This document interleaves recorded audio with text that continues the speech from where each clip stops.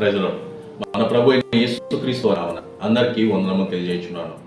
2025 సంవత్సరం ఆగస్టు నెల 30వ తారీఖున తండ్రైన దేవుడు పరిశుద్ధ గ్రంథం నుండి ఈరోజు మన కొరకు వాగ్దానము పంపినారు. అదేమనగా యాకోబు రాసిన పత్రిక 3వ అధ్యాయము 14వ వచనములో ఇలా వ్రాయబడింది: సత్యమునకు విరోధముగా అబద్ధమాడవద్దు. అవును, వివాదం అనేది అసూయకు సంబంధించినది. మనం సొంత ఇష్టాన్ని నెరవేర్చుకునేలా నడిపించే స్వార్థ కోరికకు చెందినది. సంఘంలో స్వార్థ కోరిక భూ సంబంధమైనది. అంటే పరిశుద్ధమైన దానిని, ఆత్మ సంబంధమైన దానిని అసత్యంతో అపవిత్రపరిచేదే అసూయ. స్వార్థం అనేది దేవునికి విరోధమైన క్రియలు.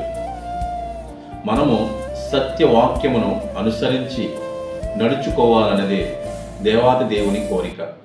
కాబట్టి సత్యానికి విరోధముగా మాట్లాడిన, ప్రవర్తించిన మనము దేవునికి విరోధమవుతాము. కాబట్టి సత్యానికి విధేయులుగా నడుచుకుందాం. ఇంతటితో ఈ పరిశుద్ధమైన వాక్యము తండ్రైన దేవుడు దీవించునుగాక. ఆమేన్. ప్రార్థన. సర్వశక్తి గల తండ్రైన దేవ మీకే వందనములు. గడిచిన దినము నుండి మరొక నూతన దినము మాకు ఇచ్చినందుకు మీకు స్తోత్రములు. ఈ దినమైతే చేసిన పనులన్నింటిలో మాకు తోడైనండి. మాకు ముందుగా మీరే ఉండండి. మేము చేసిన ప్రయాణంలో, ఉద్యోగాలలో మాకు తోడైనండి. చదువుతున్న బిడ్డలకు జ్ఞానమునివ్వండి.